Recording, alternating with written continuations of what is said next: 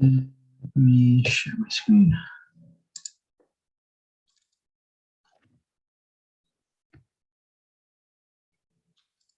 My video.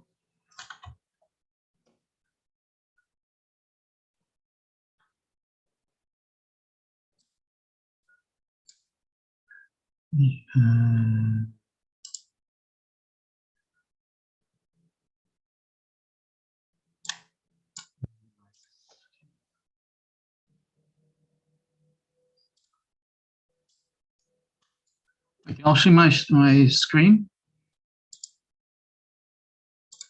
Yes. All right. You.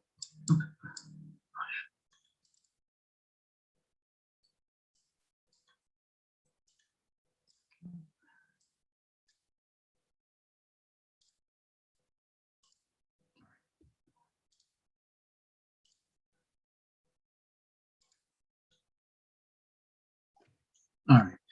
Okay. Welcome everybody. Let's see.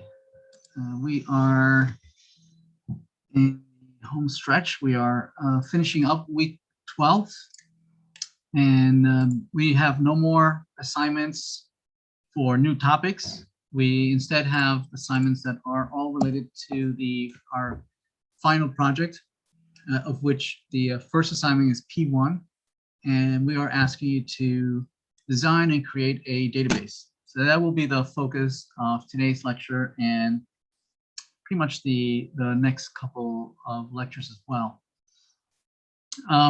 So the intent is for us to focus the next couple weeks, starting today, with working exclusively on the project. The project is due on Monday, April 26th. So that gives you about, that's 1 week. That's a little over 2 weeks to just exclusively focus on the project.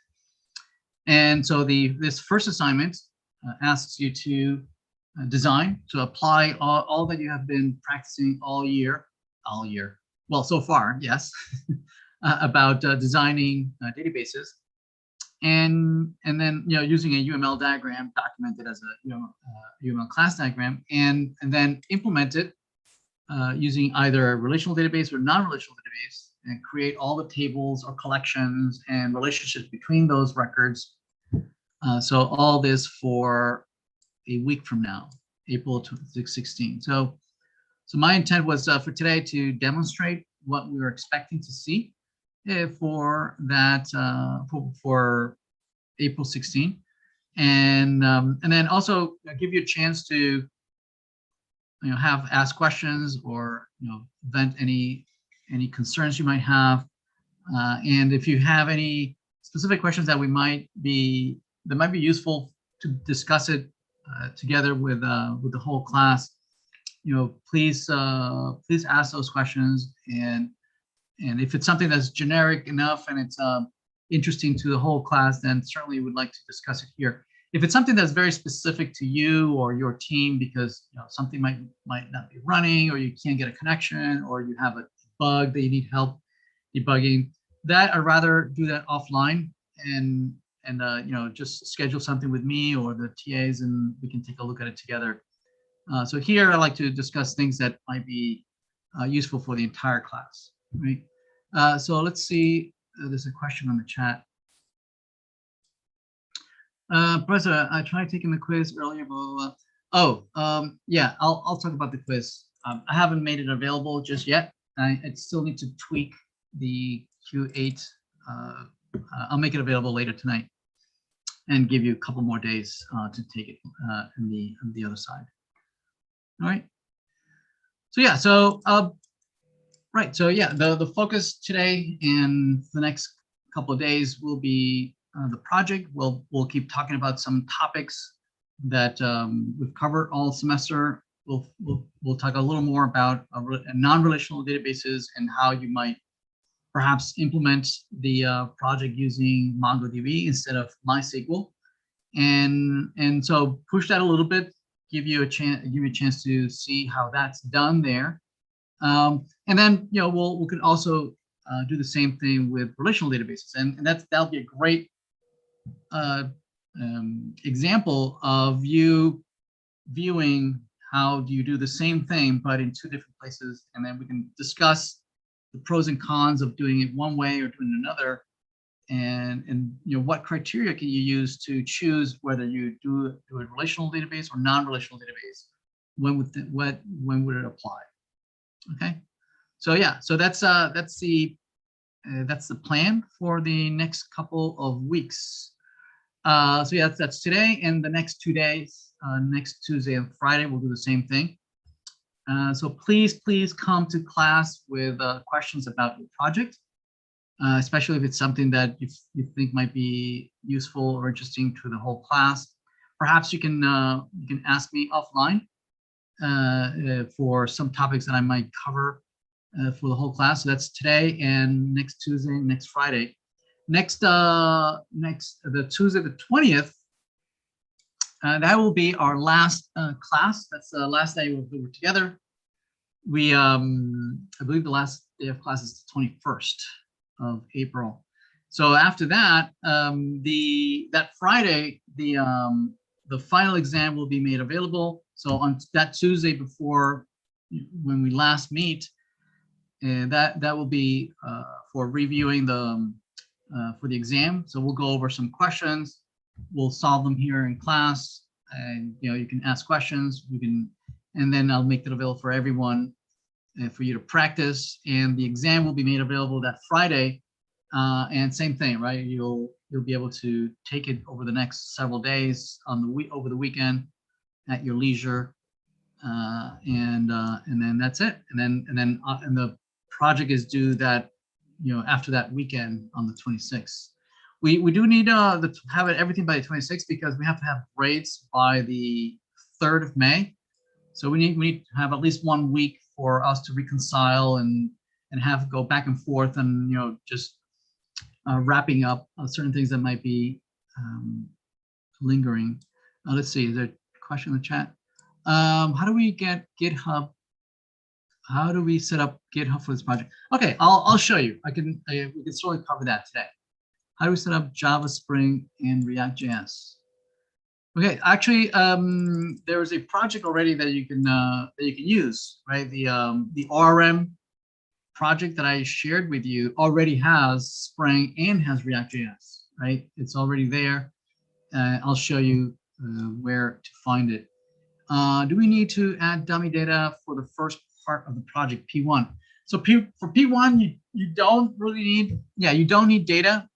It's strictly the design and the creation of the schema, but you don't have to fill up the tables, right? No, you don't need to put rows. I mean, it'd be useful for you to validate that your data model works, especially because you're going to have foreign keys and primary keys, and you don't really know if they work until you start inserting into the tables. And when you start deleting and when you start updating or changing things, you won't get errors until you start using it. So it might be useful even to validate whether your relational database works and it's what you intended. You know, it's useful for you to actually exercise it, to start inserting some dummy data just for yourself, just to validate the design. So yeah, I would encourage you to have some dummy sample data just for your sanity and validate that the design is sound and the implementation is sound. But there's no requirement that you should have, you know, gobbles of records in there for P1. Okay. All right. Okay. So there's some specific questions about GitHub. So let me give you a primer on GitHub. Let me see. Everybody can see my screen, I imagine. Yes. So let's see. So this is the Java project. This is a Java project that somebody was asking Java Spring with React.js. So this is the Spring template. This is the DB design ORM that is already set up to have Java on the back end with ORMs.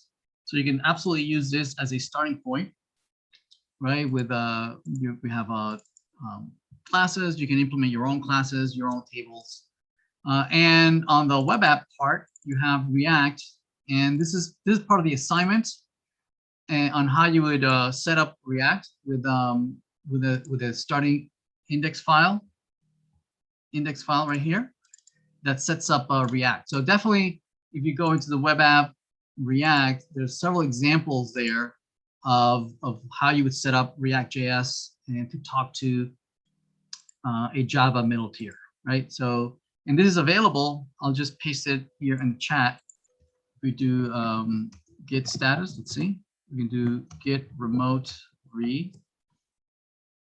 remote. Yeah, it's available right here. So if I click there and I copy this, this is shared in Canvas, but I'll paste it right here in the chat.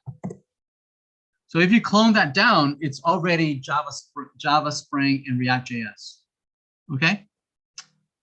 So that's one of the questions, Java Spring and React.js. So you can absolutely clone that down and use it for yourself. But you can fork it. You can fork the project and then just make it your own.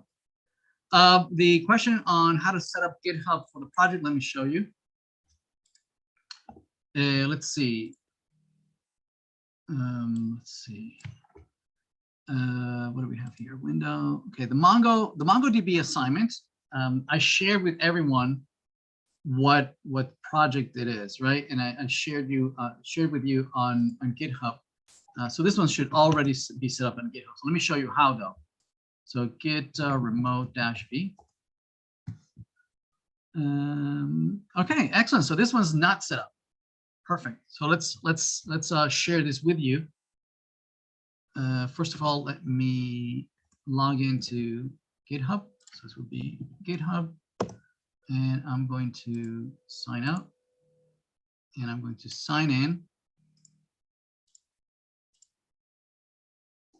Okay, I'm signed in as Janunzi at Gmail. So this is my personal account. Okay, and so I have this source code, and this source code is about the Mongo assignment, but it could be anything, any directory whatsoever. Okay, any directory whatsoever. I want to share MongoDB assignment with everyone. Yes? So let me show you how to do it. Notice that if I say git status, it says that, sorry, but this is not a Git repository. See that? So this is what you would get when you have a directory and it has absolutely no idea about Git. Okay? So let me show you. So first of all, you need to do, come here into github.com, and you can go say new, and you establish the name of your repository. All right. So I'm going to call it the same directory as here. I'm going to just copy that directory. Mongo assignment, copy. I'm going to paste that here. And I'm going to add a couple things here so that I know this is for Spring 21. And I'm also going to add the fact that this is for section 4. Okay. Notice that it's telling me that that name is available. So I'll do enter.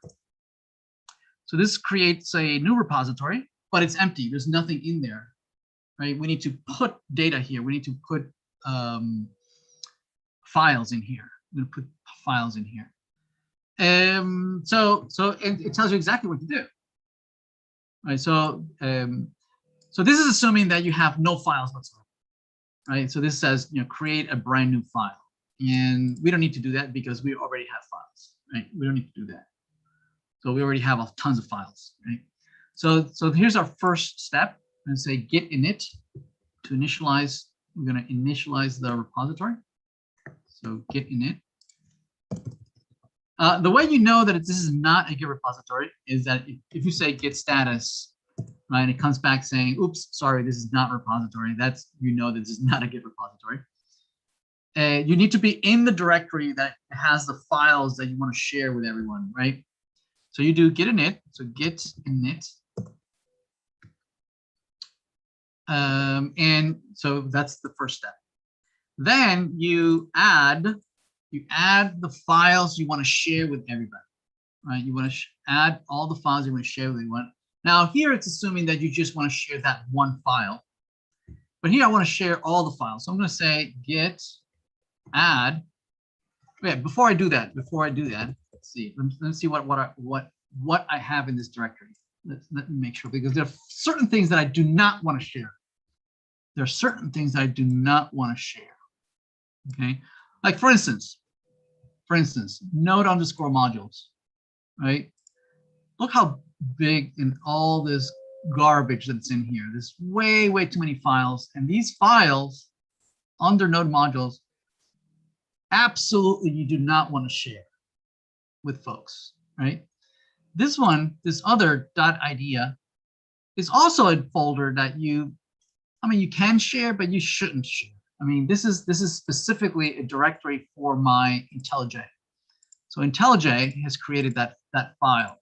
So it's an IntelliJ related file. So .idea and node_modules should not be shared, right? But everything else, my hello, my package, right? All the other files, yes. It's debatable whether I want to share my database and my dump.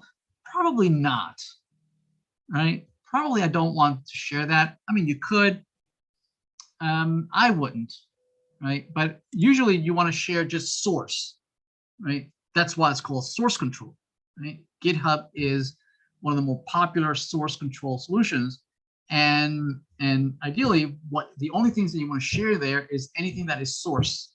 So JavaScript, right? .java, any Python files would be there, right? So anything that is source, but nothing that is compiled, right? So no, in Java you have a whole bunch of .classes. You don't want to share that. Any .jar files, those are libraries. You don't want to share that. Okay. Everything under node modules, those are also libraries. You don't want to share that. This is data for the database. Probably you don't want to share that either. Only source. Okay. So how do we do that? How do we say, I want to share this, but I don't want to share that, right? So let me show you. So you create a brand new file, and that file is going to tell Git to just skip over certain things, right? Just don't put these things into source control, right? And that file is a standard file. It starts with a dot, so it's a hidden file, dot, and then git, and then ignore, dot git ignore, enter. Okay, so we're going to add this. Let's say we're going to put in here. We're going to put in here list all the things we don't want Git to keep track of, right? So I do not want idea. I do not want idea. Notice that it recognizes its folder. I don't want node_modules. I don't want data directory. I don't want the dump directory.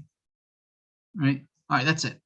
Now this is if you are in this is a node project. If you are a Spring Boot project, right? Let me show you the Spring Boot. It is a Spring Boot project. So if you're in Spring Boot, when you create the Spring project from brand new, from scratch, or if you clone it from mine, there will be already a .gitignore file created for you. You don't have to create it. Right? Notice if I double click on it, it already has tons of stuff in there telling the Git not to keep track of these directories or these files. Right? For instance, it's saying don't put in the target directory. See that target directory? That target directory has a whole bunch of jar files, right? Compiled stuff, right? Notice jar files, classes, right? Yeah, all the stuff you don't want in source control. So that's why this is already created for you. You don't have to create it yourself. Right? This is already there for you. Notice that it already includes idea, class path is there. So this one is created for you. You don't have to create it. if you're doing Mongo and Node.js, right, you do need to create your own. Okay. All right. There's get ignore. All right. Perfect.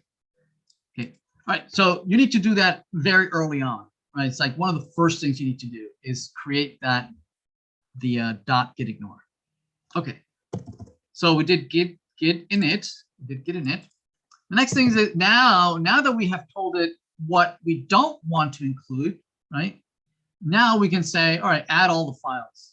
Add all the files to the repository, to the source control, right? So that I can share with everybody else, right? Okay, so we do git add, right? You can add file by file, one file at a time, or you can just say git add dot. If you say git dot add, it'll recursively add all the files except the files that are listed in your ignore. Now, the only files that we have really are these three files, right? The dot, the hello.js, package.json, and package log.json. Those are the only source files that we really care about.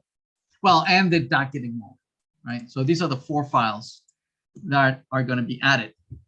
Okay, but if you had any directories, anything else, it would add everything inside of those directories too. Okay, so dot get add dot, meaning just recursively add everything except the get ignore. Okay, so it added several files, package log, package JSON. I think get ignore was added already. Okay, we're done. Once it's added, let's go back to our cheat sheet over here. Now we have to commit, right? Meaning I'm done, right? These are the files. I want to bulk upload this, but I need to tell you I'm done, right? Every time you reach a point where your project is ready to be shared, right? You should add everything, and then you commit. It says, okay, boom, this is a good stopping place where I've achieved my goals for today. I'm done for the day. Let me share it with everybody. I'll commit all my files, right? So you say git commit -m for a message, where you provide a useful comment to yourself to remind yourself what you did in that commit, right? Since this is the very first time we're committing something, this is a good message, first commit. So I'm going to do enter. So it committed those four files: get ignore, hello.js, package.json, and package log. Okay. All right. So we're ready to send it over to everybody. So now git branch. So git branch, this is somewhat new. It used to be, if you do git branch, notice that the name of the branch is called master, and today master is considered to be a racist terminology. So GitHub is making it an effort to rename things, right, in a non-racist way, right? So there's a new command that allows you to rename your branch. So instead of master, we're going to rename it to be main. Okay, so that's what this does. So I'm going to copy that, and I'm going to paste that. So git branch, rename the name to be main. So if I say branch, notice that now it says main instead of master. Okay, so now my branch. So what GitHub does, allows you to keep track of multiple versions of your source code, right? So if you want to try something out, you create a branch and you do your work. And if you get into trouble and says, uh-oh, I broke something, you can always go back to where you left off, right, before you created the branch. So you could literally have different versions of your source code, and you can have branches, a whole bunch of branches, and you can be in any trunk, right? And then you can backtrack, right, which is great, right? Because so that there's no excuse of painting yourself into a wall and says, oh my goodness, I don't know what I did, because with source control allows you to backtrack, right, into where you were before. Anyway, once we do that, we're going to say I want to send this data. I want to send all my files to this repository, this GitHub repository that I just created that lives at Janunzi, MongoDB assignment SP2104. Right. I want to send that over to this website. Right. And copy that, paste that, enter. And finally, I'm going to push. Right. I want to push everything. Now that I've told you where I want you to send it, actually send it. Right? Push everything. Right. So copy and paste it. And there we go. Oops. Oh, I need to. Looks like I was logged in. Let me log out. Sorry. Let me log out. Let me log out. Just a second. I can try that and do it again. Okay, now it's asking me to log in my browser. Okay, it's logged in, and boom! Now it's sent all my files. Sent all my files here. So if I go back to my browser, okay, authentication succeeded. But if you go back to this website that we created where it's going to have all our files, now that we've successfully pushed all our files and you refresh, this is not going to be empty anymore, right? This you only see when it's empty, right? This steps how to how to push stuff. And you only see that when it's empty. When it's not empty, you can actually see the files. So let's reload. I'm just going to reload this. Notice that we're in the same place where we were before. Refresh. Okay, there we go. See that? Now we have these files. Now we've pushed all the files, and now they're available for anybody to use. So if you want to send this to the TA or myself, right, you're just going to copy. Just going to copy this URL, copy, and then you can submit that in Canvas, right, as a deliverable, and then the TAs can clone that down, look at your source code, and grade you. Okay. All right, that's done. Let's see. There's a question in the chat. Professor, you accidentally sent me privately in chat. Here's the link for everyone. Oh, I'm sorry. Yes. Yeah, the link. Right. I meant for everybody, everyone. Yeah, so this is the Mongo assignment as far as we worked on it till last Tuesday. Let me copy it for you. I'm going to paste it here for everyone. And now you can be able to, you can see anybody who has that link has access to my source code. See that? Yeah, so this is an invaluable tool for software engineers to share files and share source and review their code, each other's code, and comments and whatnot, and collaborate. Okay. All right. Any other questions on Git?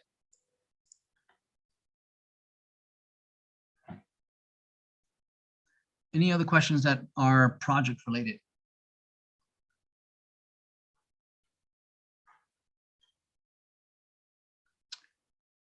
All right, that's fine. So please, on Tuesday, those were two great questions about Java Spring and React.js and GitHub.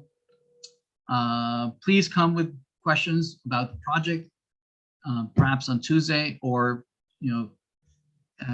ping me privately, and maybe we could do a one-on-one, and then perhaps those topics we can bring them back into the class and discuss them for everyone. Okay. All right.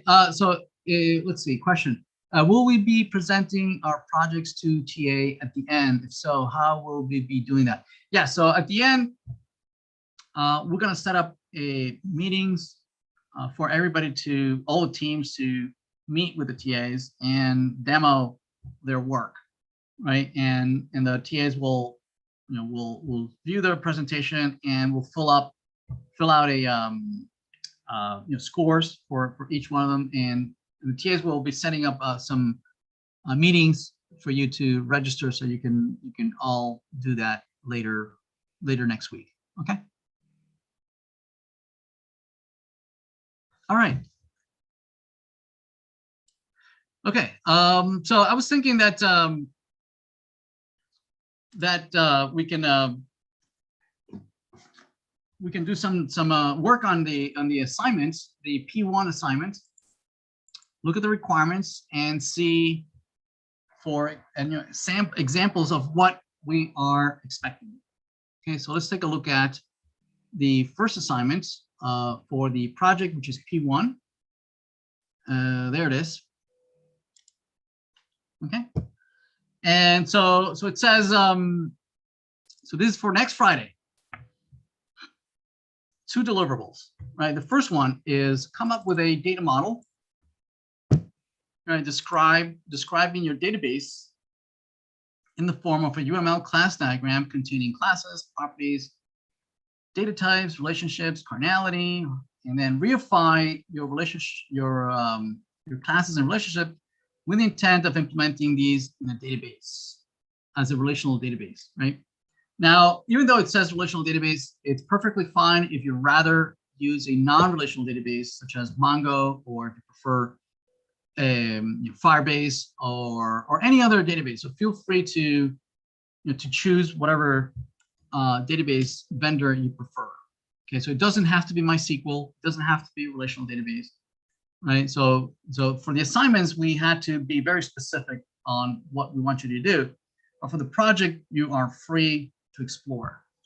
Let's see, there's a question in the chat. It says, does every member of the group need to submit separately? No. Yeah, so there should be just one submission per team, right?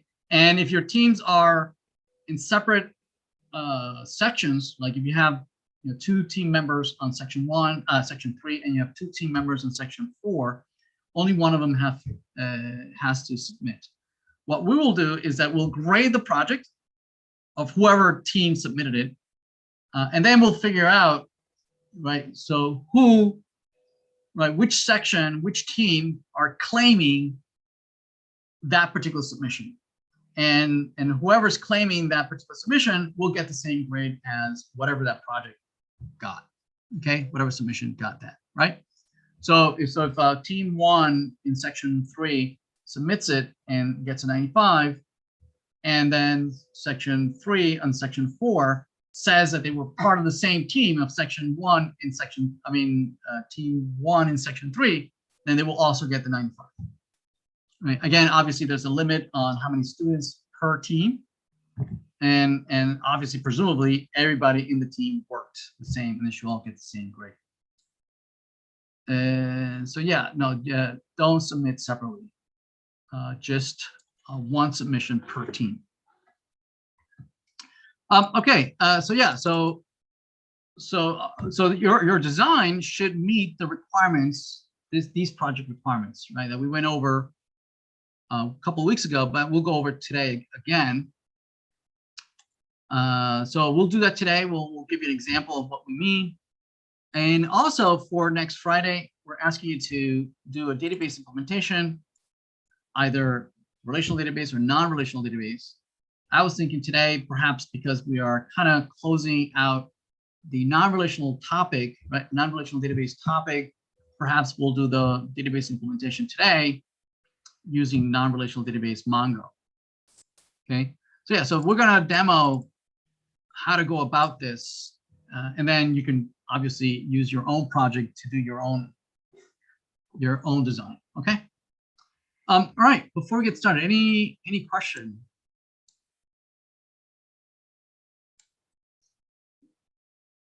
All right. Let's start. Let's play around with it. Okay. So I'm gonna use a tool. I'm gonna be using Lucidchart. So Lucidchart is a great tool for designing for UML class diagrams.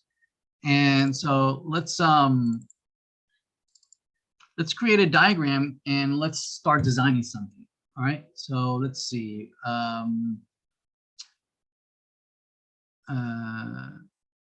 Wait, upgrade, why upgrade? I'm already paying for this. It's a new Lucidchart document.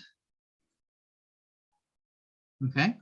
And we have a standard, we have flowchart, shapes, And we also want UML. So let me turn on UML here. Here it is, UML. Okay. And so let's start designing something. What is it that we're designing? Let's see. So well, since I am dealing with education day in and day out, well, why don't we start looking at a piece of software that we use quite often? Let's look at Canvas, right? And let's try to see how is it this might be designed. Okay, so now the requirements, right, are here, and the requirements say that whatever topic you choose, right, whatever topic you choose, you should have these as a minimum for your design and your implementation. There should be a data model for the user, so some human being that we can model and represent in our database. That user model should, it could be whatever you want, right? It depends on your topic or your particular domain, right? So if your domain is movies, then maybe it could be an actor, it could be a fan, it could be a movie reviewer, it could be the director. Okay, if your topic is or domain is food, then you might have a cook, right? You might have a delivery person, you might have a customer, you might have a restaurant owner, whatever, right? So in the domain of Canvas, typical human users might be, maybe a faculty, right? They could be a student, TAs, right? So they could be a dean, it could be whatever. I mean, there could be tons of types of human users that use Canvas, right? So let's represent them. Let's represent them here, not here, right here. And so let's see, let's bring in a class.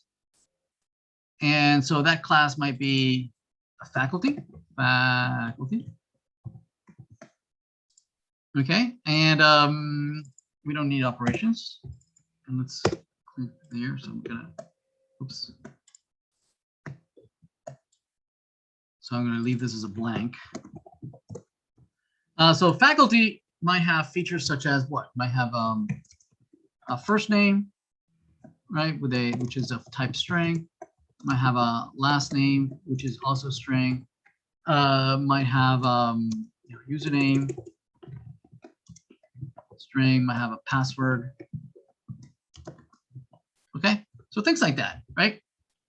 It might have also as a faculty whether that I'm tenured, right? Maybe I have an office, right? String. Okay. Now, as a student, right? So let's put the student here.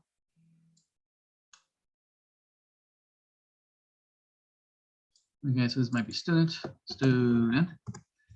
Some of the same features, some of the same properties would be there, right? So I can just copy these and paste them here. Okay. Plus, I might have other things such as a GPA, which might be float, whether I am have a scholarship. Okay. And now notice that there's some redundancy here that I'm having many of the same fields from faculty and student, right? So that's kind of a clue that I should instead, or I should at least consider using specialization, right, or generalization, where I can what I could do is have a superclass that has all the features that are common to both, right? So I could have instead of faculty, I could have maybe just user, right? And that user could have all the fields that are common to both, right? And then I could put that up here, okay? And so both of these, faculty and the student, can inherit from that top user here, right? So inherit, that's using the open triangle, All right, let's change that. There we go. So now they're inheriting. So that means that now faculty and students don't have to explicitly say that they have these fields because they're being inherited implicitly. They're being inherited from the parent user. That makes sense? Okay. Now, obviously, how we implement this in a relational database, right? There's several options on how to implement it. There's we took a look at implemented using the normalized strategy or the denormalized strategy. There's quite a few different strategies, right? But this is how you would document it in UML. Make sense? So there. So this fulfills this first requirement of the user data model. We are then asked to have at least 2 domain objects. Excuse me. Sorry. Excuse me. Yeah, so this requirement says that we have to have at least 2 domain objects, meaning we need 2 non-human things, right, that we want to keep track, that we want to store in our database. So if we go back to Canvas, what is here? What can we, just by reading this this user interface, what can we find here that is not human, and we need to store in the database, right? So let's see. Well, certainly modules seems to be something that we need to store in the database. Certainly courses, right? These courses, 3200, 5610, blah, blah, blah, all these courses, we have to store this somewhere, right? The names of the courses. Also notice that looks like this is the same course, right? The CS3200, but it looks like these are 2 different sections of the same course. So apparently, looks like there's like a one-to-many relationship between one course having many sections, right? So the way we would capture that, right, is that we would have a class, right? We would have a class, perhaps called courses or course, right? And then perhaps we would have multiple sections that are related to each course, right? So we have another one here, right, which is maybe section. It looks like we can have, for one course, we can have many sections. So we would capture that here as well. I would say that we want cardinality, multiplicity, and this is one course can have many sections, 0 or more sections. Yes? Maybe we can move this a little bit to the left, like that. Okay, there we go. All right. Plus, it takes no arrow, so we'll remove the arrow. No arrow here. Now, whether the relationship between courses and sections should be aggregation or composition, that's something else that we can also capture, right? So we have to think about that, right? If we have a course, right, and you have multiple sections for that course, what life dependencies do they have? Would it make sense to have a section but no course? Probably not, right? If you have a course and you have 2 sections, what if somebody says, oh, we're not teaching that course anymore? Okay, so would it make sense to keep in the database the sections? Probably not, right? So it looks like there's a composition relationship there, right? That if somehow we remove the course, then we should also remove the sections. Okay, so we would capture that, using on the left-hand side here, saying that this is a composition, so it's a filled-in, diamond, right? We're capturing this filled-in diamond. Okay. Oops. What's this? No. All right. There we go. Okay. All right. Very good. What else? What else do we have here? So as far as the relationship and the requirements is concerned, we have the two domain objects. We're done, right? We have the at least one user. We have two domain objects. Boom, we're done, right? Okay. Obviously, we can go a little bit further. Let's see. There's a question in the chat. Thank you. Bless you. Thank you. If we go back to here, and what else is there? What else do we have here? So if we go into a section, or if we go into a course, right? Each course presumably has a whole bunch of modules, right? And it looks like we have modules, we have assignments, we have quizzes, right? It looks like we have pages, grades, blah, blah, blah. All these seem to be domain objects, right? That are specific to Canvas, right? To online learning, right? So perhaps we could capture that. We can say, all right, well, a course can have a whole bunch of modules, right? And so we can say, we can capture that relationship, right? Like that, where again, is there a life dependency? If I remove the courses, would it make sense to keep the modules around? I don't know, maybe. Right? Again, it's whatever you think it makes sense to you, right? So I'm gonna say no, right? If I remove the course, then the modules should not be there, right? So they should be gone as well. Also the multiplicity, right? Same thing. So one course, one course has many modules. Okay. What else? Well, modules can have what? Modules, right? If you look at the modules, looks like a module can have a whole bunch of these guys down here. So what are those? Well, let's see. If we say plus, looks like they are items, right? Add an item to resources. So so maybe we should call them items, and the items could be of different types, right? They could be assignments, quizzes, files, pages. It could be a whole bunch of different types of items, right? So we could capture that by saying, well, module contains, each module can contain many module item, and let's follow the naming convention, right? So module singular. The table will be plural, but the classes are singular nouns, and then we established that this relationship that each module has many module items, right? And it's not letting me add. Why are you not? Well, for some reason, it's not letting me set the okay, multiplicities. There we go.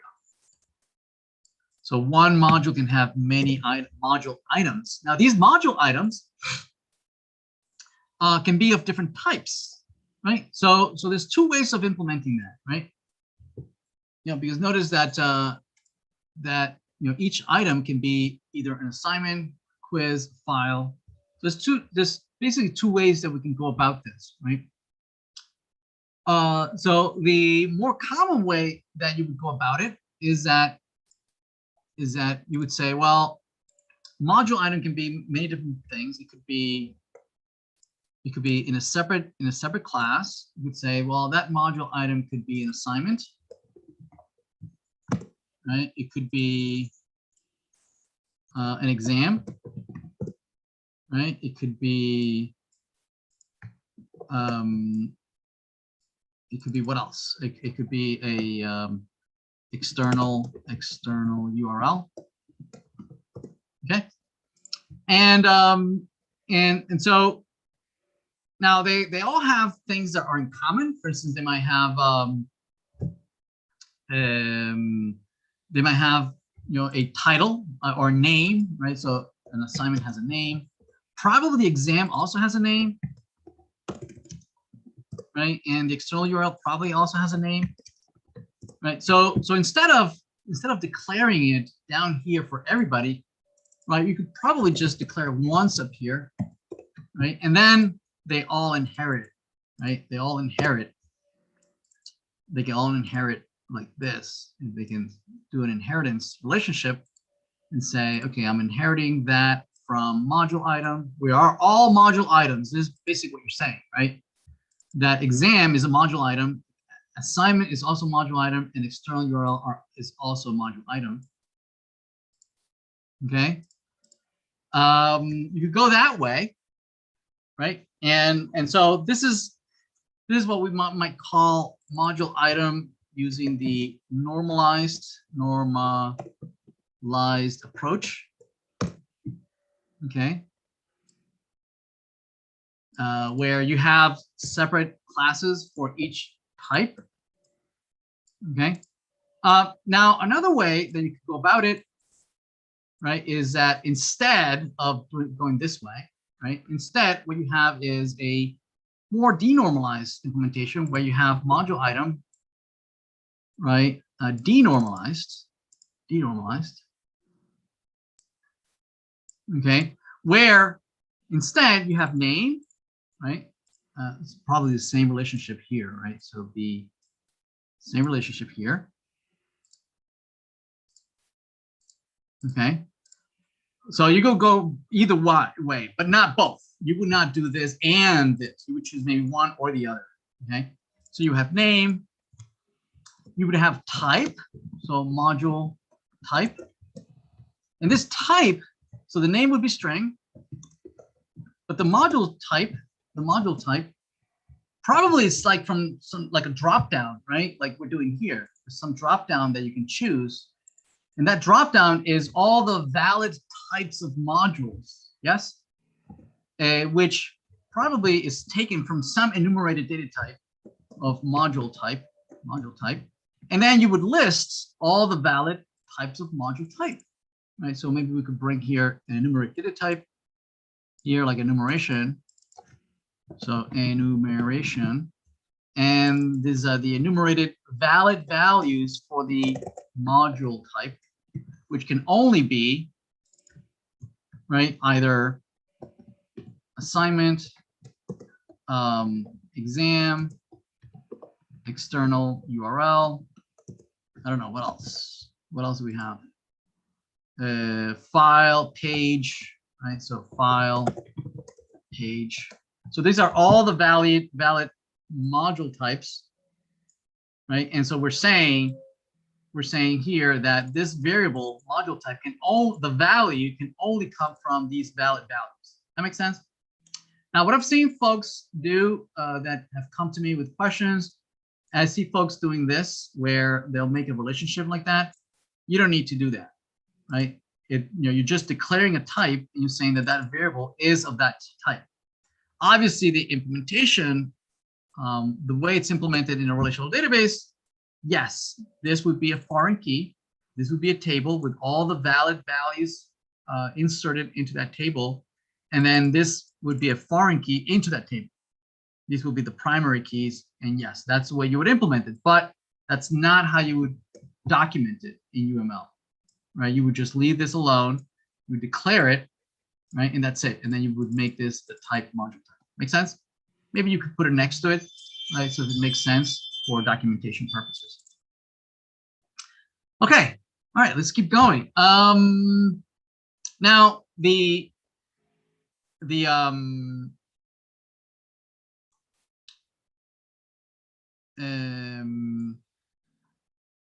all right, so let's keep going. So for the assignments, right, each one of them would have its own values, obviously, and its own properties, right? If you go into the assignments, right, and you add a new assignment, you'll notice that there's a whole bunch of properties that are in the assignment. You have the assignment name, so name is there, right? We already have that. Actually, we are inheriting, right? We're inheriting from module item. Again, if we went this way, right? You have what else? You have description. So Paulo, you have a description here. Description. It's a string. Okay. What else? You have the points. So this is points would be probably an integer. Let's see. You would have submission type. Looks like the submission type is also like a drop down, right? And then you have options here. So submission type, you would have one of these, right? So that probably is from an enumerated data type. So this would be submission type would be from a valid enumerated data type called submission type. So that would be a new enumerated data type that we have to create, right? So the valid values would be online, no submission, on paper, and external tools, right? So you would capture that. So submission. So let me copy this. Oops. So a brand new type here. Let's copy that. And the valid values are online. So no submission is a valid value. No submission. Online. What else? You have on paper and external tool. So on paper, external tool. Okay. There we go. So here we're saying that the values for submission type can only be those valid values. Then you have options here, like online entry options. So we will maybe call it submission options, maybe, right? So this would be maybe submission options. Now, submission options, notice that these are, looks like you can have several, right? You can have 1, 2, 3, 4, right? And you can select all of them. So this would be probably like an array, right? So this would be like submission options, and then an array of options, of which there could be more than one, right? That's hence the array. So each one of these could be also a valid value of these. So we can copy that, right? We can paste it here. So submission options could be, again, taken from this list: text entry, website URL. So this could be text entry, website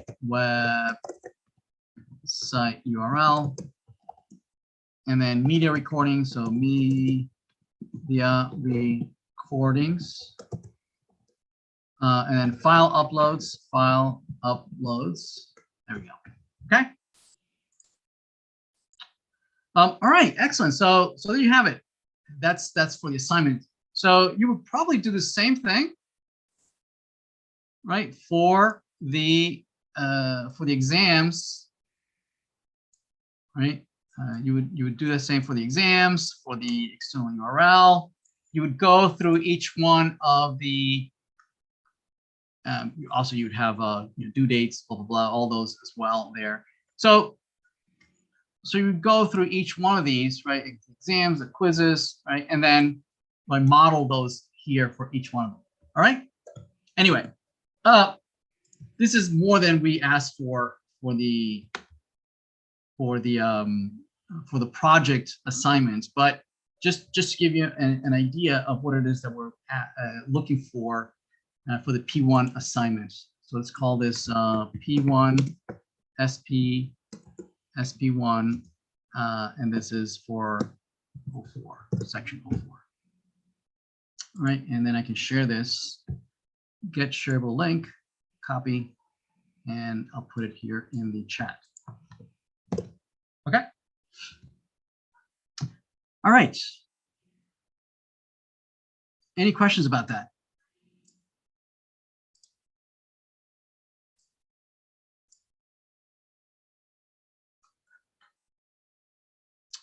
All right, so please, again, make an effort. Oh, can you edit it? I shared it. I see folks interacting with it. Can you actually edit it? Can somebody try and drag something around?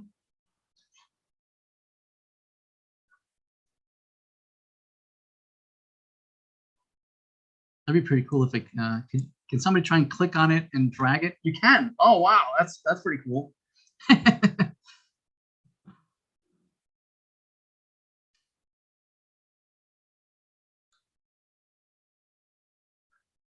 All right, pretty cool.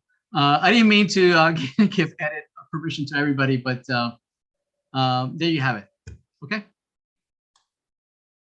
So there, and so that means that you should also know how to share these with the TAs, right? So absolutely, you should be able to share this with the TAs. Just send the link to the TAs, and they should be able to see it. Okay. All right. Let's continue. Let's continue. So yeah, so please make an effort at coming to the next couple lectures with questions about your project, and we can discuss these in class. Maybe you can share with UML diagrams with everybody, and then we can discuss it if you have a question, and maybe it'll be useful for the whole class. All right. All right, so yeah, so we focus on the design. Let's focus now on the implementation. All right. So on the implementation side, we're asking you for P1, for the P1 assignment. So do the data model, the UML class diagram. We're asking you to implement it. So do the data model, and in a relational database, this means that you have to do all the create statements, right?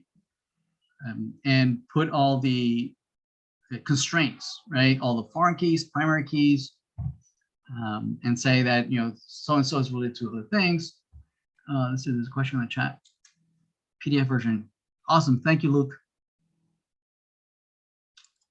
And so, yeah, so for this first assignment, we're asking you to create all the tables, populate it with some sample data, enough to give you a sense that the database is going to work, right? Oftentimes, when you start inserting data into the database, you realize that you're missing a few things, right? So inserting data into the database, right, is going to do a sanity check on actually using the database, right? So you start asking questions. Oh, but how am I going to capture that this is related to that, and how am I going to query it? Okay, so yeah, so I would definitely insert data into your database and try to query it, see what you need. Right, that's a great sanity check. So let's do that. But instead of relational database, I'm going to do a non-relational implementation. Right, again, to close out the discussion on Mongo. Okay. All right. So let's head over to our Mongo implementation. Let's see. I have Mongo up and running here. Let's minimize that. Let's take a look at my other PowerShell. So I have Mongo here already connected to the database. We can take a look at the DBs. And yeah, we've definitely had the website whiteboard 04 that we were playing around with last time we met. And it's actually a good name for a database where we want to store things that have to do with education, right? If you do use whiteboard 04, and we show the collections, we notice that we have here actually certain things that are education related. We have some users. Let's see what we got there. db users.find.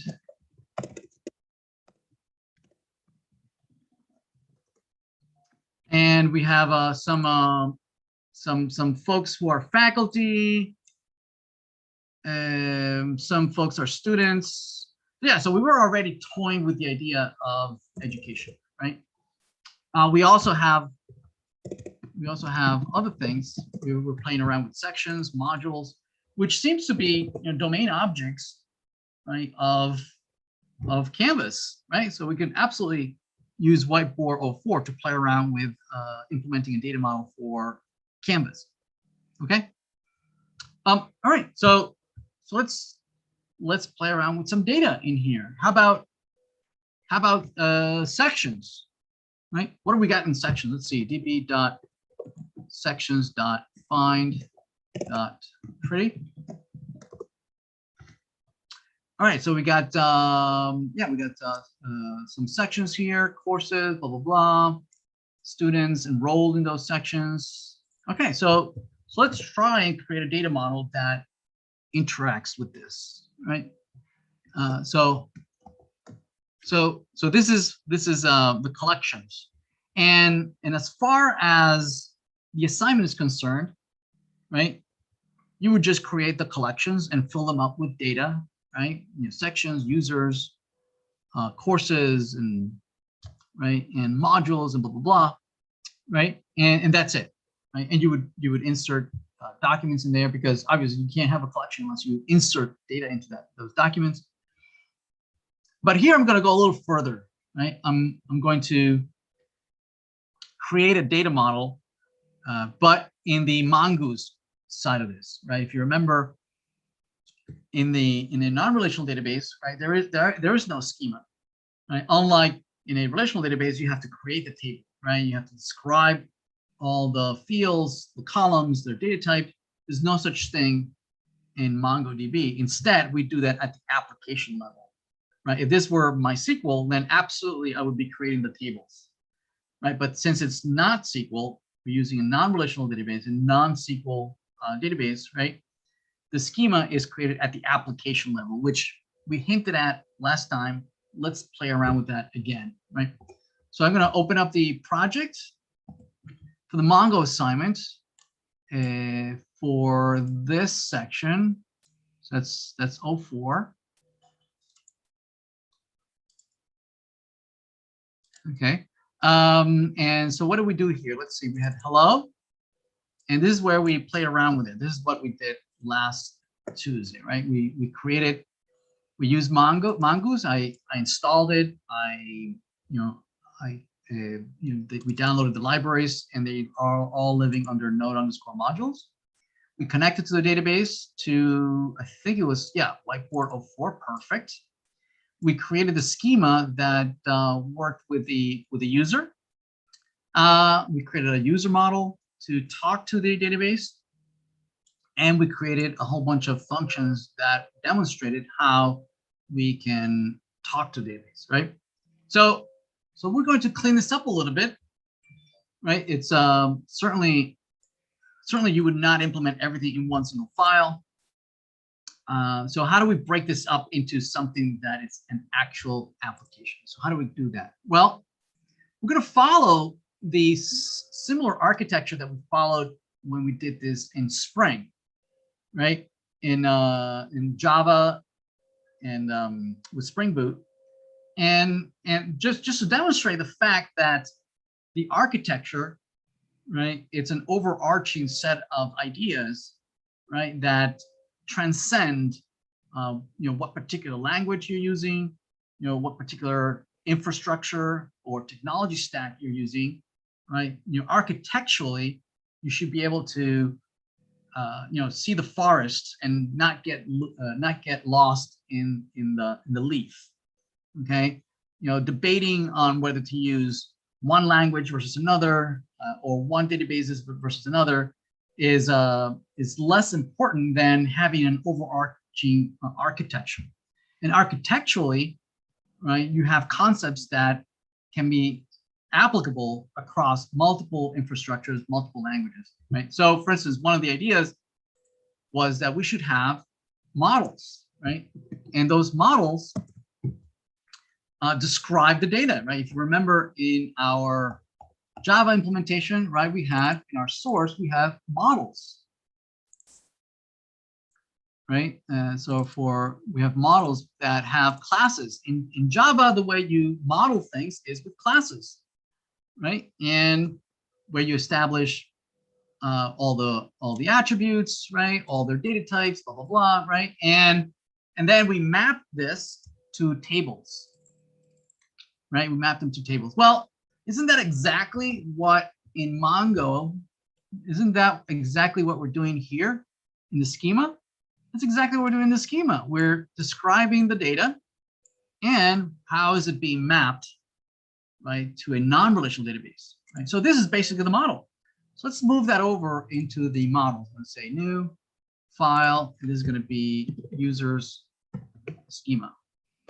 Okay, and we're just going to copy this there. Copy this. I'm going to cut this out of here, and I'm going to move it here. Perfect. All right. Okay. What else? So also architecturally, right? Just like we did in here in the Java side, you know, and this could have been Python, this could have been C#, could have been any other language. We would have followed the same ideas, right? For instance, the idea that we encapsulate all the data, all the operations that we use to communicate with the database, we encapsulate them in functions, right? And then encapsulate it inside of a file or a class or something that packages everything up, okay? And we call that the DAO, the data access object, okay? Well, that architecturally, that concept, again, transcends languages, transcends infrastructure. So we're going to do the same architectural decision here. We're going to have a directory where we're going to keep all our DAOs. Okay. And in particular, we want to capture all the functions that deal with interacting with users. Right. So this is the user DAO. And in here, we're going to move over, right, all our functions that dealt with interacting with the database. So we're going to move all this over. I'm just going to cut out of here. I'm going to put it in the DAO, paste it right there. Okay. All right. Let's see. And so the last piece that we need to decide where to put is this thing right here. What is this? So this was the Mongoose model. This is the Mongoose model that did what? Remember, the Mongoose model gives us the Mongoose model gives us all these guys, right?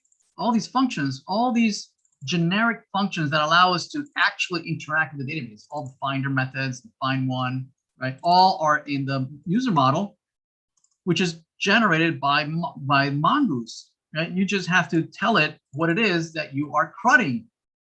What is it that you're storing in the database through the schema? Well, isn't that exactly the same thing we did in Java, but through the repository, right? The user repository is exactly that. It's some generic implementation that knows how to CRUD, right, to the database. You just need to tell it what it is that you're CRUDing. Here, we're CRUDing users. And here, we were CRUDing blogs, right? So same thing, right? The Mongoose model plays the same role as the repository in Java, right? You just need to configure what it is that you are CRUDing. In this case, it would be user schema, but it could absolutely be something else, right? So I'm not going to create a separate, like a repository file, because right here it's just a single line of code, right? In Java, it's a little more involved, right? You can have queries in there. You can have all sorts of things. In JavaScript, it's much simpler. So I'm not going to have a dedicated file. I'm just going to move this over into the DAO and move it into DAO. I'm going to put it way at the top. Okay. But it's playing the same role as the repository.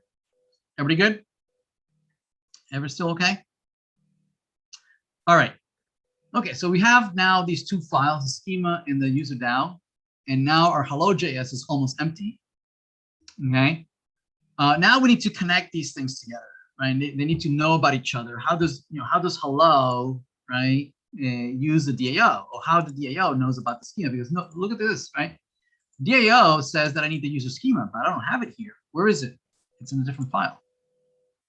Also here, I'm using Mongoose. Where is that? I don't have to import it, right? So this import, probably I also need it in the DAO, right? I need to import that so that this makes sense. So I can do the same thing with the schema. I can require it, just like I can require Mongoose, I can require the schema, bring it in, right? So to do that, I can say const user schema, and I can require. Now, where is it? The the schema is I need to navigate to it, right? So I need to go up one, then down to models, and then there's my user schema. Perfect. Okay, now I have the user schema. But for me to be able to require something else, that else needs to export it. Right? You can't require something, just bring it in unless that other, right, is making things available to you, right? So let's go into the schema. Right. Oh, well, here we also need to require mongoose, right? Otherwise this won't work. But here we need to export it. We need to export the user schema so that we can import it in the other side. So the way you do that is you say module that exports equal user schema. That's just Node.js's way of, just collaborating between files. Yes. So what about the DAO? I want to be able to use all these functions, delete user, create user, blah, blah, blah. I want to be able to invoke all these functions. Actually, we don't want to call this, right? This create user is not here, right? All these were just examples of us using these functions. Let me remove all that, right? This, it's just us testing this. Okay. Right, this was just us testing it. All right, so I want to be able to call all these functions. I want to be able to call all these functions, but from out here, right? I want to be able to use this as a single point of entry that I can use all these operations, right?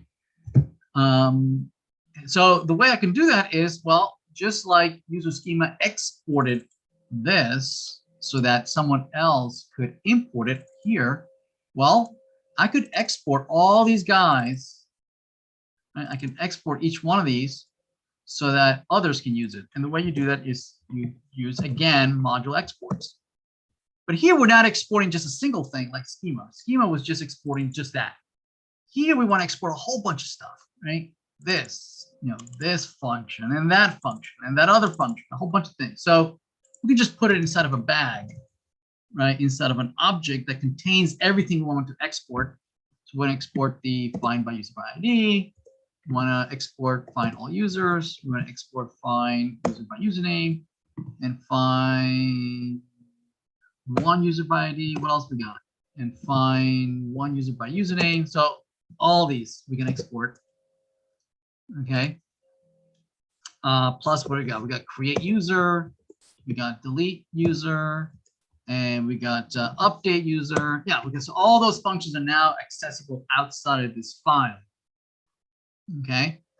So back in hello, now we can just bring that DAO and start using it from here, right? I can say, bring in that user DAO that you just wrote, and you're exporting all that stuff, right? And where is that? That's in DAOs, user DAO. Perfect.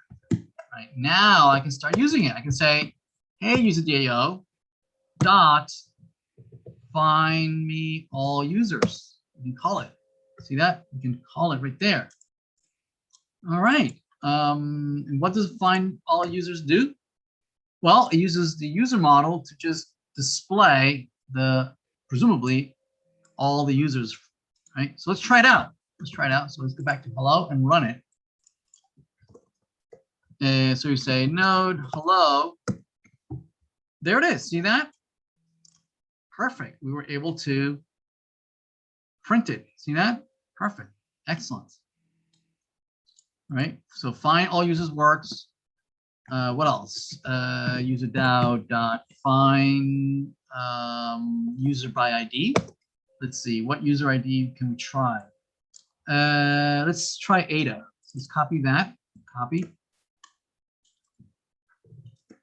And in quotes, there we go. Let's try it out. Let's run it. There it is, just Ada. Perfect. Okay, so it looks like these functions are working. Perfect. Okay. But I want to introduce you to a new topic. Let's see. So ideally, notice what's happening, right? Notice what's happening. Here, when we do find all users, where's the data going? It's going to the console. Well, that's not very useful, right? I want to be able to use this data, right? But right now, the only place where I can use that data is in this DAO. Well, I don't want to use it in the DAO, right? I want to use it. I want the DAO to fetch me the data and then give it to me somehow, right? So ideally, what I'd like to be able to do is somehow return this data from the function so that I can use it out here. You know, I want to have the users here, right? And then print out the data, you know, console log users, something like that. Okay. Right now, I can't. Right. I need to do this user here. Okay. Well, actually, let's see what happens when we do this return. Let's see what happens. Right. Let's run this. Let's see what gets printed out. Okay, so notice that we are printing the data as before.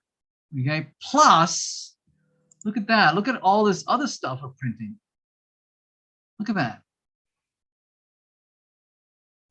Right, so this console here, notice that it's printing out something to query, yada, yada, yada, right? The collection name, right? It's printing out the schema. So all, you know, a whole bunch of stuff, but not the users. Well, although you might say, wait a minute, I did see the user somewhere, didn't I? Actually, these users is what's being printed inside here. It's this right here. So let's comment that out and let me show you, right? So if you run it again,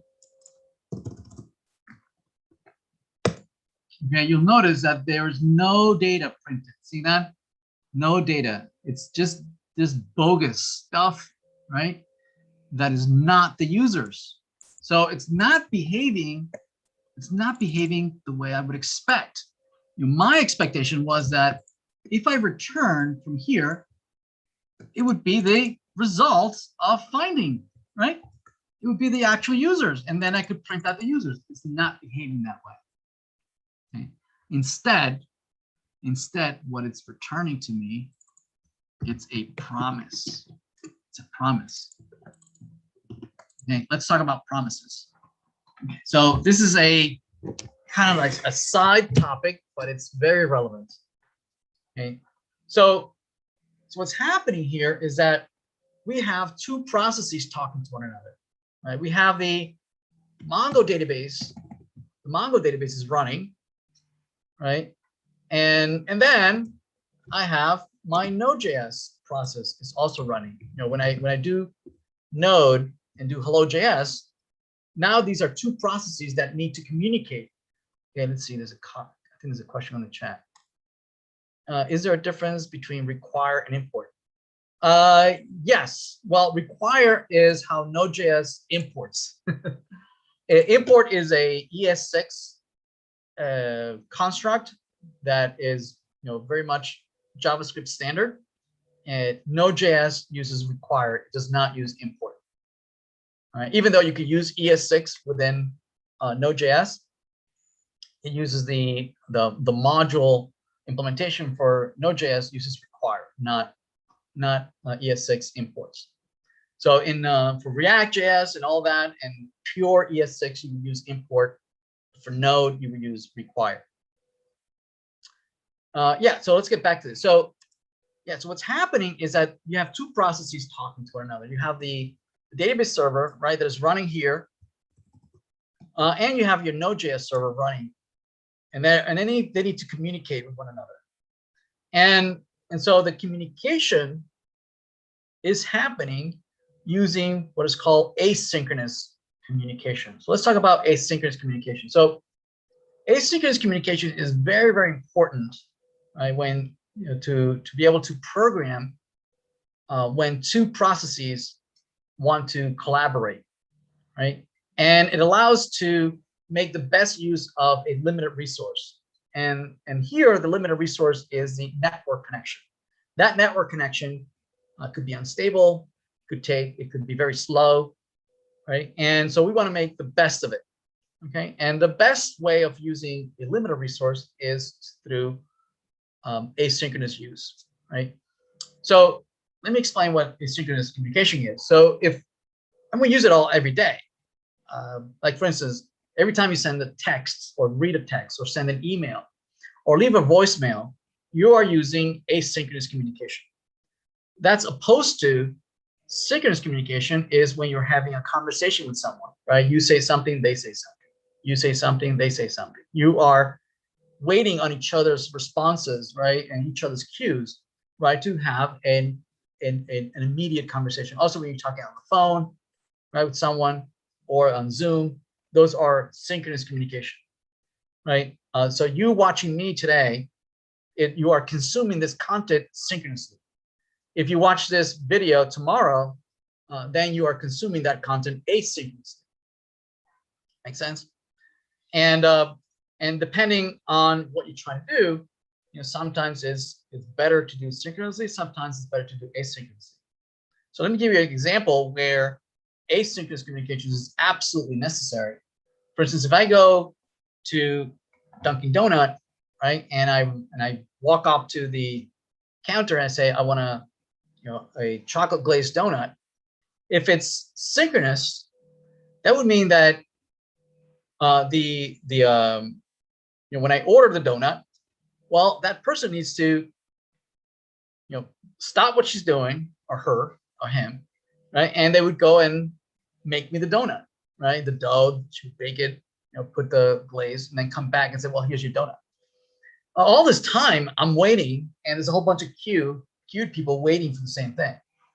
So to make a better use of that limited resource of time, right, what we do is that we decouple the two processes of me asking for the donut, right, and the queue of waiting for those donuts, and then a queue that is maintaining a set of donuts that are being consumed and produced asynchronously and decoupled from the consumption, right? So the production and the consumption, right, are now in a buffer, right? And that buffer, right, can be read or consumed at the speed that is convenient for each of us, right? So the same thing when you get an email. An email is a buffer, right, of messages that you've received that it's being filled up, and you consume them at your pace.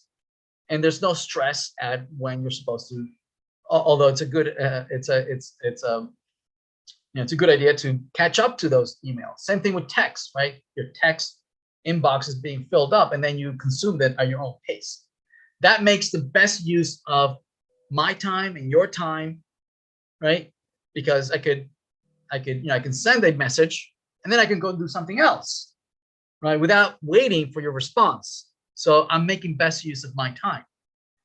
Okay, so same thing here. This communication between Mongoose running on my application, and MongoDB listening for requests from Mongoose, right? It happens asynchronously, and so asynchronous communication has to occur. They need to reconcile at some point, right? Where each one has to say, hey, here's the information that you wanted, right? Where, yes, each one can go do their own thing, but at some point they need to reconcile. So for instance, if I send something to print out to the printer, there's a queue, and that happens asynchronously. But then the printer notifies me when my job is done printing, so I can go get it. So same thing here, right? When Mongoose sends a command to the server to execute a command, we need a way for the server to return and call us back and say, hey, here's your response, right? So because in JavaScript here, Mongo is running, it sends a command, and it doesn't want to wait, so that Mongo can go do something else, right? And at some point, right, the server is going to come back and says, hey, here's what you wanted. So there has to be a mechanism for the server to call us back saying, hey, here's what you wanted. So that's what the promise does. The promise allows us to defer, right, a job, and then register for a callback, right? So that the server can say, hey, I promise that I will fulfill those requests, right, very soon, just leave me a callback so that I can call you back when I'm done. Okay. What is the difference between promise and a callback? Promises uses callback. And well, actually, the callbacks is what we have here. See this callback? Callbacks are you can pass in a callback. That's another way of doing it. You can do it two ways. You can put here a callback, right? And then use this callback here as an argument, and it will invoke you. You can do that. Certainly, you can do that, right? Or you can return a promise, and then you can register here. And let me show you how to do that, right? So promise allows you to do the following. It allows you to say, with this promise, you're going to promise me that when you're done, you're going to then call me back at this callback. And this callback is a function. It's a function that the server will invoke once the response comes back. And this will absolutely be your data. In this case, it'd be users. Okay. And then we can do a console log user. We have the data out here as opposed to having it, way in there. All right. So let's try it out. Let's try it out. Okay. So let's run this. So now instead of printing the promise, we're going to be printing the actual users. There we go. See that? We got the users, right? All the data is available. Perfect. That's exactly what we wanted. Now this is kind of, it's a little bit too verbose, right? It says, oh my goodness, why do we have, I just wanted to print out my users. Why is this so difficult? Okay. Well, actually there's a way to write this so that it's a little bit easier to read. Okay. So first of all, this promise here, we don't really need it. Promise is only being used here, right? And it's not being used anywhere else, right? So we can rewrite this as follows. I'm going to just copy this. I'm going to copy and I'm going to leave it there just for documentation. So I'm going to comment this out. I'm going to rewrite this. Okay, so we don't really need this promise other than here. So we could, because what comes back after this? What does this return? It returns this promise. So we can rewrite this as follows. We can remove this and then just do that. See that? Because this comes back with what? The promise, which has the then function. See that? Also, this callback, I don't really need it here, right? This callback is only used for this purpose, only for this callback. So why even declare it, right? If I'm only going to use it here, then I could just move this whole thing in there. See that? And I don't need the callback. Okay, so this becomes just that. This becomes just this, like that. Okay. All right. If I run it, right, then we get the data. There we go. See that? So there you have it. Right. We can do that for all of these. So find all users. Let's do find user by ID. Same thing. I'm going to just do a return here. And we're not going to use the callback anymore. We can just throw that away because we're not going to do that anymore. We're going to just return. So find user by ID. We can rewrite it as follows. We can rewrite it as, count that out. This is just going to do a dot then and a function that has user, the user, and we're just going to print out the console log, the user. Okay. All right. Let's see. Let's run it. Run that. There it is. See that? We got Ada there. Okay. All right. Excellent. Yeah, that's all I had for you. Let me just show you now right, that we've done all this work. And if you do a git status, right, going back to git, notice that it says that, you know, since the last time we've pushed our changes in all files, it says you have 2 new files, right? User DAO and user schema. Plus you modified a few things here. You modified the flow. So we can add all this, git add dot, just like before, git dot add, right? We can do git status again. It says, yep, you are ready to commit this and share this. So we can say git commit, right? And we can give it a good message and saying, you know, added user DAO and schema. We committed that, and now we can push it and say git push, and that's going to push it to our repository. So if we go back to our repository that we had earlier, remember we only just had these 4 files before, but if we refresh, look at that. Now we have our DAOs. There's our user DAO, and we have our models. See that? We have all the data that we can share with everybody. Perfect. All right. All right, folks, that's all I had for you today. Remember, try to come up with questions and things that you can that you want to talk about in the lecture for your project. Is a callback a method waiting for some promise? Yes. Can you directly type console without making an anonymous function? Try it. No, you need to put it inside of a function, anonymous function. Yep. All right, excellent. Thank you, everyone. Bye-bye. Have a great weekend. Thank you, Professor. I actually have a question regarding the homework. What's up? So I think I just messed up my terminal completely. Like the pathways are weird. Okay, you want to share your screen?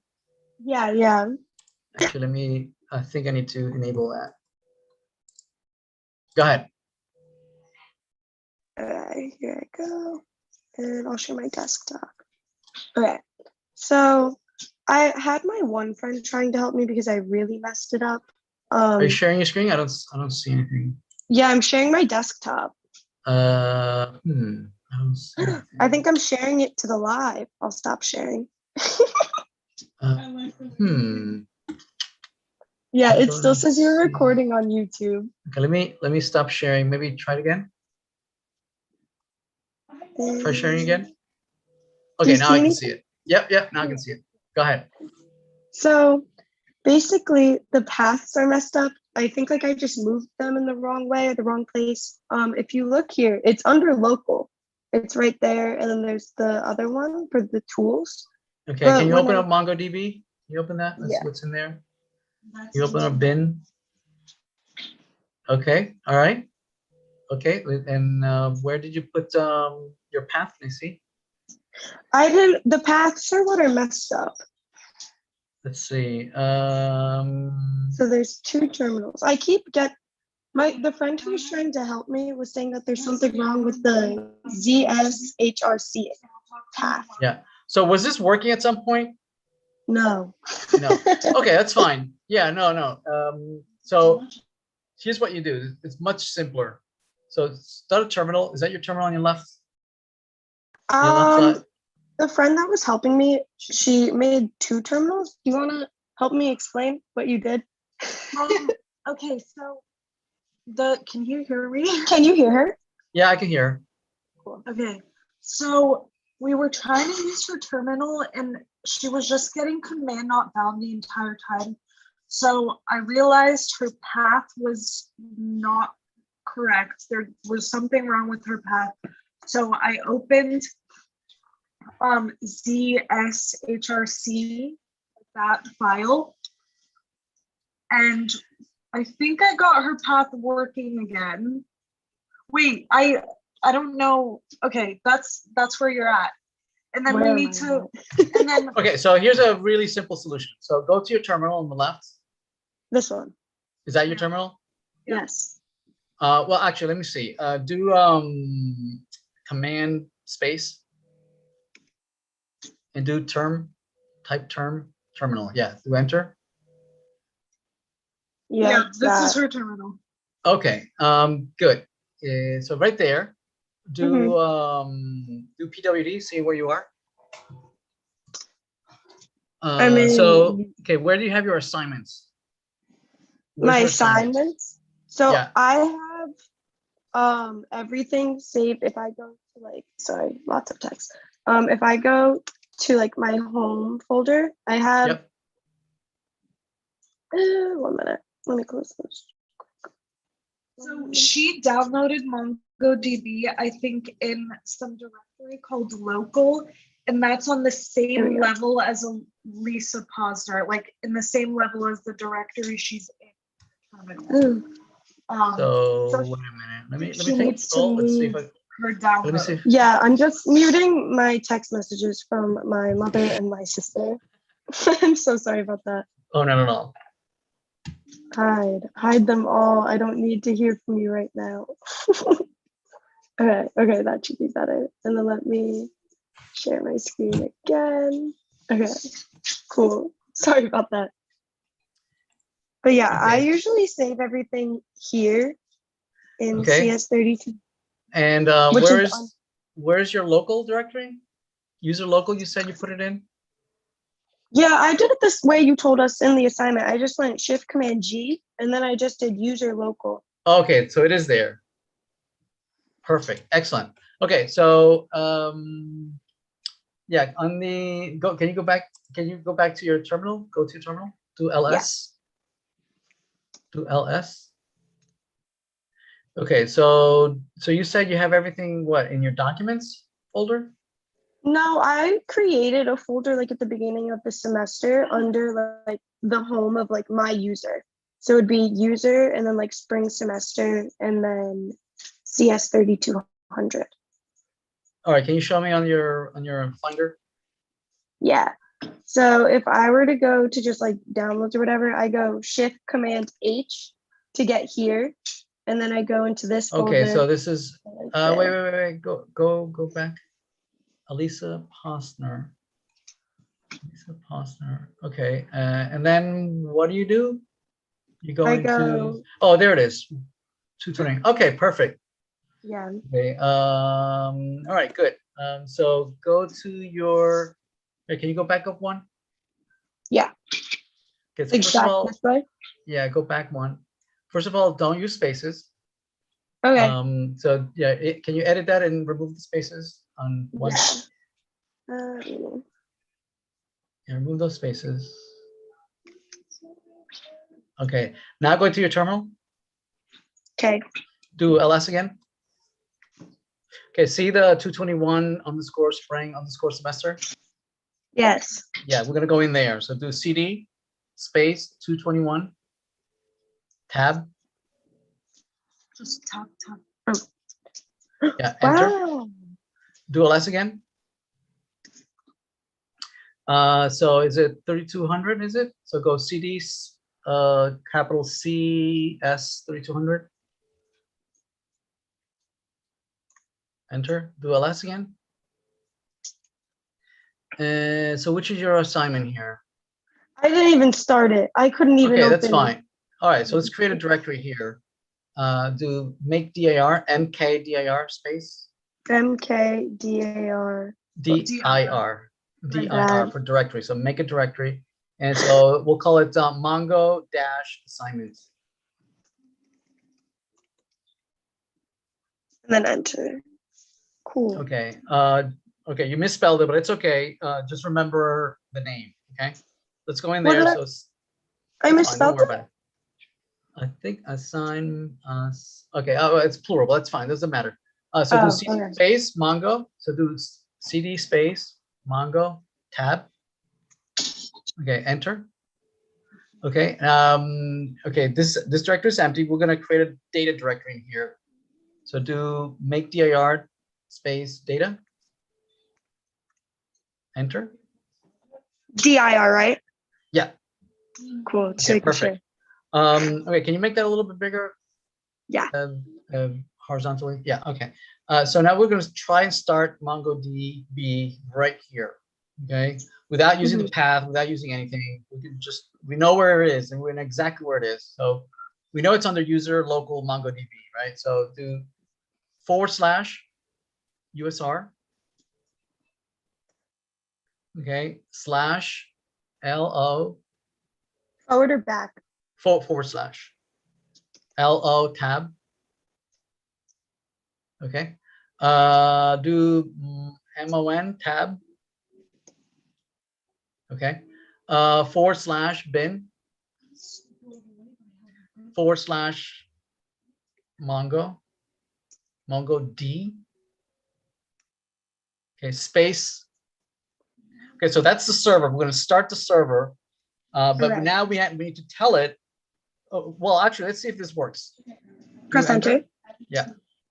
Ooh. Okay, so it ran, but it failed to stay up because it doesn't know where to put the database. Right? It doesn't know where to put the data. Notice that the third line, it says /data/db not found. The third line from the top. See that? Yeah. So it needs to be told where do we want it to put the data. So we're going to put it in that data directory that we just created. Do ls Okay. just to make sure it's there. Yeah, there's a data directory right there. See that? So we're going to do that again. So we're going to do arrow up twice. No. With the arrow keys. Oh. There we go. Thank you. Okay, there we go. So we're going to just add to this --db path. One word. One word. Thanks. Okay, space. Yeah, no equal. I think I messed up. I put it equal. We don't need equal. So here's where we Okay. put that. We're telling it we want it to use data. So put data, type data. Okay, so now it's going to start, right? Do enter. Okay, now it's up and running. It's up and running. And it's listening at port 27,000. So leave it alone. You can stop it by saying Control C, right? But Control-C. don't stop it. Don't stop it. So create a new window. Okay. Okay, we're in the same directory. Perfect. Now we're going to do the same thing, but we're going to start Mongo, the client, right? Which is going to connect to the server. So same thing, /user. USR, sorry. Yeah, Yeah. no, you're good. That was my bad. And then /local or LO tab, LO tab. or just you can type the whole thing, but then /MON tab. Okay. Then /bin, and then /Mongo. No D, just Mongo. Okay. Okay, Mongo's a client, so enter. This connected to the server. Now you're connected, right? Now you can keep doing the assignment. So for instance, do a show DBS. So show space DBS. Okay, there, that tells you exactly what the assignment says. The assignment says that you should do that, and that's exactly what you're getting. All right, so you're basically, there you go. That's where you are. Oh, lovely. Okay, I've now worked with it Now let's make once sure that it's before. printing out the DB shell. Let's go back to the terminal. Yep. Okay, let's quit out of here. When you quit, make sure you do Control C. No, don't close it. Don't close it. I'm not, don't worry. My hands are Yeah, up. right there in Mongo, right there where you are, that terminal, do Control C. Control C. Yeah, Hi. okay, so if you would have quit like you would have closed the window, it would have not saved your session, right? It would have just died. Okay. Okay. So create a new terminal. New A terminal. new terminal. See, there's a plus on the right-hand side. Oh, yeah, that too. Okay. That too. Just click. Cool. Okay, so do a CD enter. That's going to put you back in your home directory. So you're back in the home directory. So if you do an ls enter. Okay, this only shows you the visible files. We want to see all the files, right? So do ls space -la, no space. Like that, yeah, enter. Okay, so notice that there's a third way down is a .db shell. .db shell. From the top, Yes. There we go, right there. See that? Okay, Yeah. so let's see what's in there. Let's type at the terminal, say more space .db shell. Enter. Okay, notice that it says show DB, so it remembers that you type show DBs. Oh, it's so good. Right, so that file. You need to submit that file, which is going to show everything you've done throughout the homework. Right, you created this database, you inserted all the stuff, you updated, you deleted, you blah blah blah blah blah. So all that is going to show there what you did. So that's going to let the TAs know that yes, you indeed went through the whole thing. All right. That makes sense? Yeah, I'm just All very right. new with working with the terminal. I worked Yeah, with it yeah. one-on-one. Yeah, I know. Yeah, you should. Right. Yes. The terminal is your new best friend. Hey, bestie. All right. Thank All you right. so much for staying All right. after. Good I luck. appreciate it. Have a nice weekend.